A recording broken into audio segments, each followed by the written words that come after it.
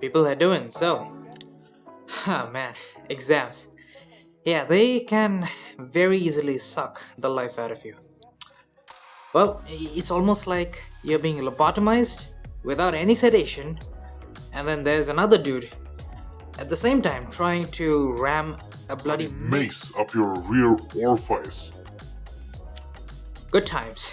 Well, anyways, let's talk about these two devices. Well, I don't really need to introduce them because the S23 Ultra, everybody knows about it. It's a great overall smartphone, great camera, good photography, and if you don't know about it, then you probably had exams. But the X90 Pro, on the other hand, well, it's a brand new flagship from Vivo. It's got all the things that you might expect, except for a periscope camera. They removed it. It's like cutting out cancer.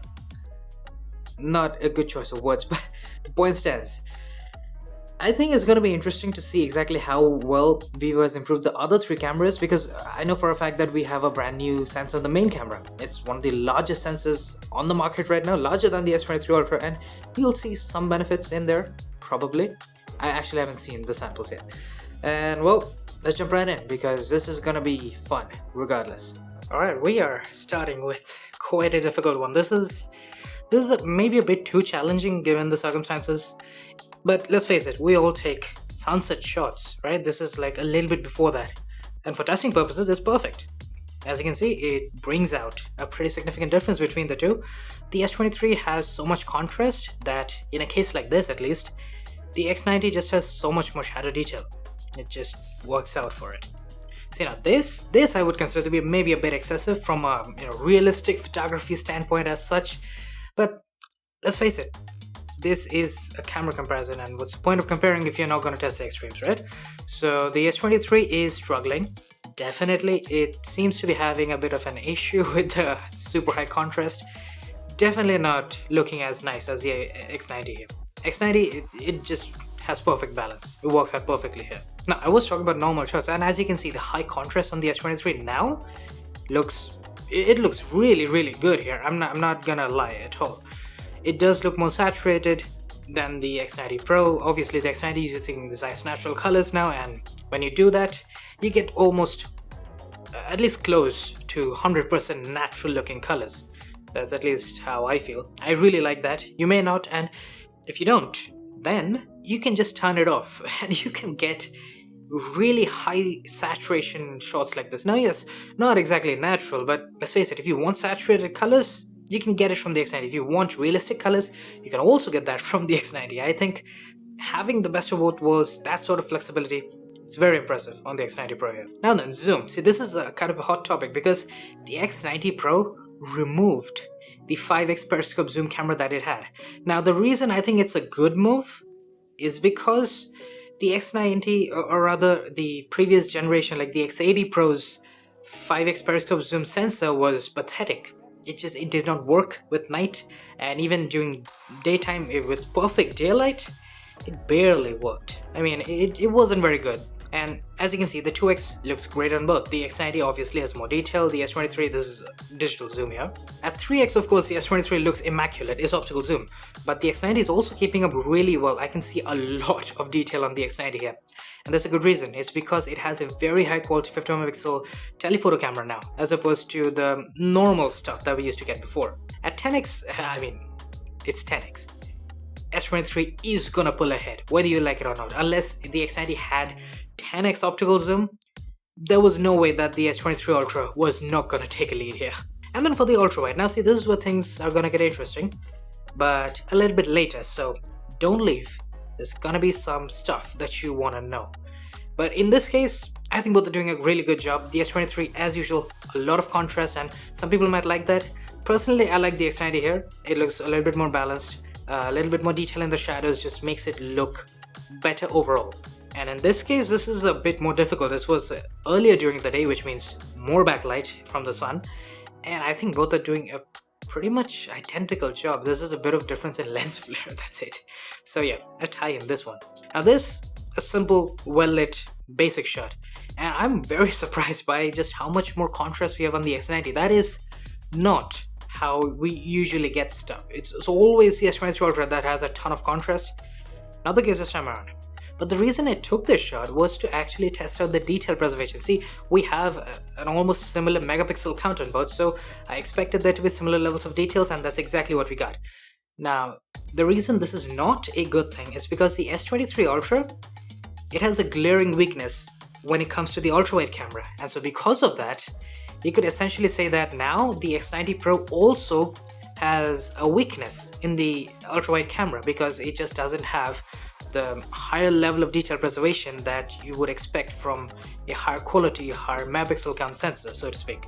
Now, as I said, in daylight photos, you're not going to see any issue, and I'm not sure if it's because of the sensors change, but we can actually get amazing macro shots. You can get really close, and compared to the S23, it's basically on par. And that's a huge compliment because the S23 Ultra has some of the best macro photography that you can get. Now, moving on to high resolution. Now, for the S23 Ultra, this is where things, well, at least we think it might get interesting because 200 megapixels is a big deal, but it's really not. And I'll tell you why. Because right here we have 50 megapixel mode on the S23, which is what I feel everyone should use for high resolution on the S23 Ultra. It gives you the best, most balanced results if you want really highly detailed shots. Now, I've cropped in here to 500%. As you can see, both are almost identical, and that's a good thing for the X90 Pro because previously I remember the X80 Pro with high resolution, it just did not have the level of detail preservation and sharpening that you would expect when it comes to high res. The fact that it's keeping up with the S23 Ultra, which has amazing detail preservation, I would say that the X90 has caught up. But of course, 200 megapixels. Now, this is where you're gonna go like, oh yes, 4 times the resolution, at least double the details, at the very least? No. That's just not how it works, I'm sorry to tell you, because the 200 look, I can see on a big screen, I've zoomed in to 500%, and yeah, I can kind of see a little bit less over sharpening. I can see a little bit more definition in the lines and stuff like that. Sure, but it's not even close to double, much less 4 times the extra bit of resolution that you would expect. That's not happening here. You're not getting the same numerical advantage in the resolution. Now, of course, we don't have ultra-wide high-res, but we get telephoto high-res for the first time on the X90 Pro. And well, comparing against the S23's 2X, which is completely digital, you're not gonna get a lot of realistic difference. The X90 looks amazing, by the way, 500% crop, and it's got a ton of detail. But the real test is when you compare it against the 3X telephoto on the S23 Ultra, because now Samsung technically has an optical advantage. But even with an optical advantage, at least in good daylight, we can get better details from the X90 Pro, which means that essentially the X90 Pro's 2X telephoto sensor is so damn high quality that if you use high res at the very least, you can get 3 to 4x worth of details.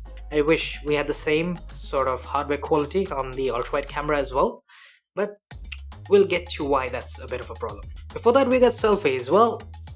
This one, it's interesting. So I kind of like the skin tones on the X90 a bit more. I feel like it really gets embellished by the sunset more as opposed to the S23, but the overall look of the image is better on the S23 Ultra. The warmth and all that stuff, it looks very realistic on the S23 here, at least to my eyes. And on the other hand, I like the contrast on the X90 Pro, so I'm really torn on this shot at the very least, but other than the few differences in colors and contrast, they're good shots, right? Now, backlit selfies on the other hand, well, this is a bit interesting. So as you can see right here, the X90 Pro just overall has much better dynamic range. This is a no-brainer. But the contrast is a pinch better on the S23 Ultra, just a little bit. At least on the t-shirt, that's just how I feel. Now overall, I do believe that the X90 is doing a better job. It just has so much better control on the sun that it's a no-brainer for me. Now, selfie portraits. Yeah, we have a pretty significant upgrade in this case. It's completely a software upgrade, so to speak, because we have all these Zeiss portrait modes available now on the front camera. We did not have that before. And if you know anything about Zeiss portrait mode, Oh man, you're in for a treat because as you can see, I can use planar portraits, which is my favorite size portrait on the X90 Pro by far. I've used everything else, and if you don't like the slightly more processed look of planar portraits, you can go for the biotar portraits, which give you the same bokeh that you can see on the X90 here, but without any of the processing and the heightened contrast stuff that it does. And well, it just looks good for me. Same story here. This is sort of a backlit portrait mode, and the S23, it looks good. It does amazing selfie portraits, no doubt. But man, my eyes are just drawn straight to the X90 because of just how beautiful the bokeh looks. That's one of my favorite things about the S90 Pro, the portrait mode. And I get it, not a lot of people like it. Well, for them, either you can turn it off or you can go for the S23. That's kind of the real choice here. Now for night mode selfies, well, the X90, it's still the same as before. It still looks like I took a bath in plaster of Paris. And yeah, that about sums it up, right? The S23 Ultra looks 100 times better, and I know it's a niche feature, not everyone uses it, but it's still nice to have. And you know what really just completely bamboozles my mind all over the place is that the X90 Pro, it doesn't have night mode portraits, but in the same lighting with what you would consider to be more processing intensive, because you know, portrait mode versus real regular selfies. The X90 has immaculate level of detail. It's basically as good as the S23 in this case. Maybe slightly less detail, just minor difference in here. But it's impressive that it can do that without night mode, but with night mode selfies, it takes a long exposure and still gives me ceramic looking faces. The portrait mode, well, you know, this is going to be very close with some key differences that you need to keep in mind. In this case, I think it's very close. I do like the skin tones on the S23 Ultra, slightly more saturated, which in this case I like. Usually I'm not a huge fan of saturated skin tones, but in this case I think it looks really nice on the S23. X90 isn't bad, but my personal pick here would be the S23. Now this is backlit, also 1x zoom of course, and yeah, this time the X90 isn't doing so hot. Now, a part of the reason is because I'm using planar portraits. As I said, planar portraits does try to adjust the contrast, it tries to lift the shadows, especially on the subject. And again, if you don't like the look of that, like I don't really like the look of that in this case, then ideally you should just turn it off or go to biotar portraits to get regular portrait mode shots, and then switch to planar portraits when you have a evenly lit condition, like the shot previously. It's a little irritating, I guess, but this is really the best way to do it. If you don't like it, just stay with biotar and you'll get amazing shots regardless. Now for zoomed in portraits, I don't think that here at least we have a lot of difference. Both look amazing, both look almost identical except for, you know, the way I'm standing. That's about it. And yeah, I know the angle isn't quite perfect, but honestly, both are doing a fantastic job here. I am not really complaining. Now this one's backlit to a certain degree, and well, you know, the thing is, both look great. I like the slightly higher contrast on the S23 Ultra, but that bokeh in the background, oh man, that it looks bloody amazing. All right, there's no two ways about it. I can't take my eyes off that background. Like, screw me. Not what I meant, but yeah, screw the subject. Doesn't matter. The background looks so good on the X90 that I have to pick that. My personal preference easily, undoubtedly goes to the X90 Pro here. Now finally, night portrait, and I think the S23 looks a little overexposed here. Usually it does a better job than this, but I think it just screwed up in this case. For the most part, you're gonna get almost equally amazing results from both. They just have amazing portrait night modes, period. Now for night mode, well, I gotta be honest. The enhanced night sky feature, it really doesn't look good, not to my eyes. If what it did was instead just completely darken the night sky and maybe add a touch of blue, that would have worked out much better. But in this case, it just makes it entirely blue, which it looks too unrealistic to my eyes. Which is why when I turn it off, the image looks immediately better. And technically, with enhanced night sky turned off on the X90 Pro, I think the overall white balance on the X90 is better than the S23 Ultra, because although we had white backlights, like the stadium lights were white, but we also had a lot of warm light in the foreground. We had some stuff in the bushes and some street lights. All of that was warm. So technically the X90 is more accurate. But in this case, I'm not a huge fan of the X90 Pro because it just looks a little too flat, and the night sky is a little too dark. There's just not enough contrast, not enough depth in the colors, so to speak. The S23 Ultra is doing a really good job. It does have some motion blur issues happening, and we'll get to that. That's a very important topic in this comparison at least. But for the most part, I do prefer the S23 Ultra here. But then, the ultra wide camera.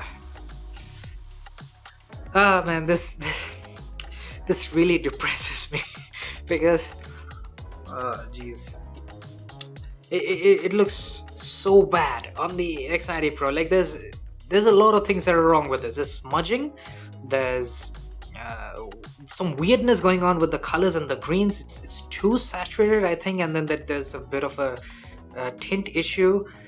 The artifacting in the sky is bloody insane.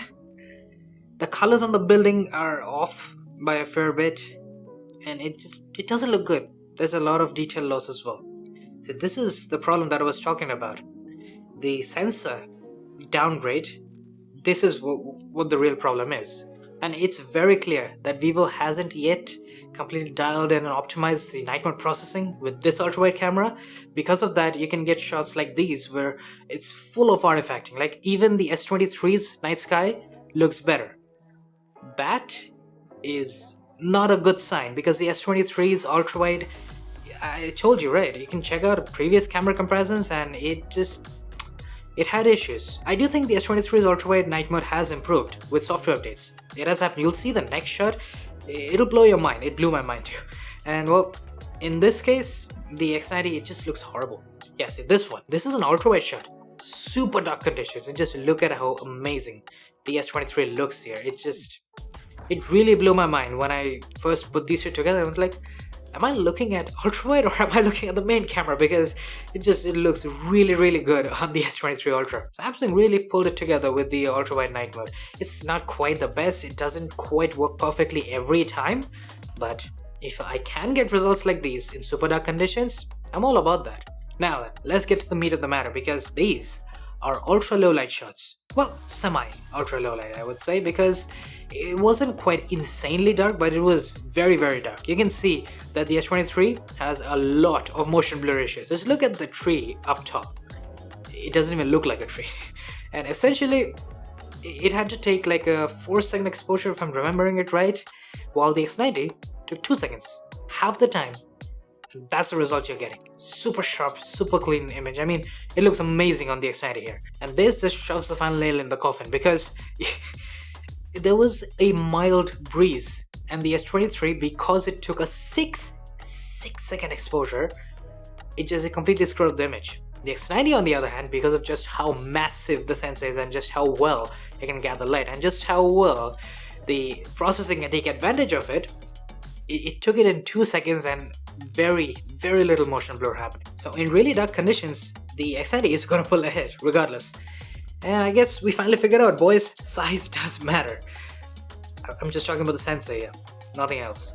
Or so I thought, because as you can see, we have discovered a bit of an issue on the X90 Pro. Apparently, I'm not sure if this is because of the new sensor or not, but at least far as I can tell, that's the only real factor that differentiates between previous Vivo flagships and this one. So now, Vivo can't really focus super up close, like its minimum focusing distance has gotten larger. Essentially, you have to stay farther away from the subject to even allow it to focus.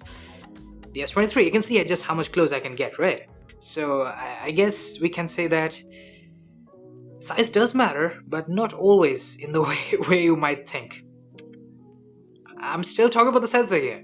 Anyways, let's take a look at zoom. So I guess, the biggest thing here is that the X90 Pro has a very high quality and really good sensor on the 2x telephoto, which allows it to use it at night mode with really good results. Yes, it's a little flat on both phones, so I guess that's a common difference between the two. But obviously, with optical zoom and everything, the X90 looks way more detailed. At 3x as well, the X90 is doing a better job, even though the S23 now should supposedly have an optical advantage, so to speak, because 3x optical zoom. But the sensor isn't quite as high quality, and therefore you get a bit of an issue with motion blur. You get more artifacting in the sky, and there's a weird tint issue going on the S23 Ultra. We also have a bit of magenta tint on the X90, but the detail preservation is amazing on the X90, and we get way more detail even at 3x as opposed to the S23 Ultra, which is again very, very impressive here. And at 10x, well, I actually expected a little bit better from the S23 because I get it. You can't really get a lot of detail out of 10x zoom because it's hard to use with night mode. It doesn't really have a lot of light gathering capacity, so to speak. And the X90 also suffers because it doesn't have any more optical zoom. Now finally for the moon, well, it would appear that the moon just got nerfed on the X90 Pro because apparently now you can't really zoom as much as you could before. Let's say on the X80 Pro, the default zoom option used to be 30x and the maximum used to be 60. Now of course the S23 is still in the lead with that. You can get a 30x zoom shot like this one, amazing. Yeah, there's no doubt about that. Yes, yeah, and all that jazz. Yes, it's probably an image that you can get on Google. Great job. But still, you can capture this in real time and you can get some jaws dropping on the floor. That's worth it. The X90, the default is 10x and the maximum is just 40x. I wish we could get the regular zoom range like with the 60x that we had before. That would have worked out just fine because I don't think that the whole thing was dependent on stuff like a really low quality 8 megapixel 5x periscope sensor. That's obviously not the differentiating factor here. It's probably something else. Now it just doesn't look big enough on the X90 Pro. So that's a wrap for this camera comparison, and I guess the issue I'm having is that we have certain downgrades on the X90 Pro as opposed to the previous generation, the X80 Pro, like the ultrawide camera. That was disappointing, man. That's sad because the X80 Pro's ultrawide was one of the best with the night mode. I mean, it wasn't like leaps and bounds ahead of everything else, but it was better than the S23 Ultra. That much was a guarantee. But now the X90 Pro, that's not good enough. That's never good enough. I mean, you're probably looking at a rundown of pros and cons for the X90 Pro here, at least based off of this one camera comparison. And I just feel like on the X90 Pro, having downgrades as opposed to the X80, that feels like a deal breaker to me.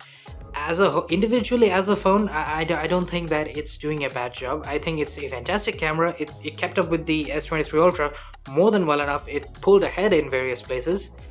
But yeah, overall, I expected better. That's basically what it is. Because Vivo has been on a roll, or they had been on a roll with all the way to the X80 Pro. There were some bumps, but this feels more like a roadblock. Damn, I'm all about metaphors today. Anyways, I hope you guys enjoyed this one, found it helpful, because that's basically the whole point. And if you did, make sure to hit the subscribe button because many more camera comparisons are coming. And well, of course, drop a like because it does help me out a lot. And if you did enjoy it, well, it's kind of a nice thing to do. So I'll be seeing you guys soon enough later. Cheers.